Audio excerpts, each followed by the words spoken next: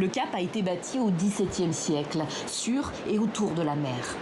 Avec ses 240 km de côte, la ville est aujourd'hui en première ligne face au changement climatique. Des sacs de sable pour lutter contre la montée des eaux. C'est la solution de court terme qu'a trouvée la municipalité. Pour elle, l'enjeu n'est pas qu'écologique. La plage a une énorme valeur socio-économique pour le Cap.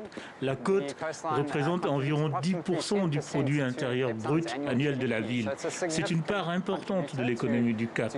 Et c'est pour cette raison que nous devons la protéger autant que possible. Mais le changement climatique, ce n'est pas que la hausse du niveau des mers. C'est aussi une intensification des phénomènes météo. Tempêtes, pluies et inondations. C'est le cumul de tous ces effets qui est à craindre. Et face à ces périls, en Afrique du Sud, tout le monde n'est pas égal. Il a plu hier dans le township de Khayelitsha. Quelques millimètres d'eau qui ont suffi à faire déborder les égouts. Ces enfants autour de moi, ils jouent dans cette eau. Cette eau est remplie d'excréments humains. Et c'est comme ça tous les jours. La moindre pluie suffit à engorger les systèmes de drainage qui va entraîner des inondations comme celle-ci. Construit dans les années 80 par le gouvernement d'apartheid, ce township est l'un des plus grands du pays. Et il continue de s'étendre, même dans les marais.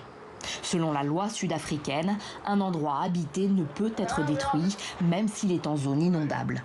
Le tribunal nous a dit qu'on pouvait rester ici, mais la ville ne nous reconnaît pas. Je ne comprends pas comment elle peut ne pas nous reconnaître. Et ça fait 1 an et 5 mois que je suis là, sans eau courante, sans toilette.